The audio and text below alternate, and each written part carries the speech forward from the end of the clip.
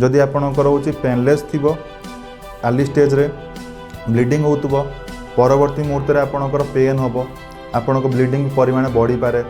तापर आपणको भोक लागिवो नाही आपणको होची भोक लागिवो नाही तापर आपण खाइला जगह से जगह आपणको टिके आपणको अनइजी फील होबो तापर आपणकर होची धीरे धीरे आपणको से जगह रे होची जो अल्सर अछि तार साइज परिमाण बढ़िबो आ इंड्यूरेशन भी बढ़िबो तो से सब जतला आपणकर हबो आपण जानिबे कि आपणकर रोगोटा होची आपण होची आगु को जाउची आ सेकंड जिनस मु इंपोर्टेंट आली सिम्पटम कहबी जदि आपणक गोटे छेला आपणक अल्सर जदि आपणकर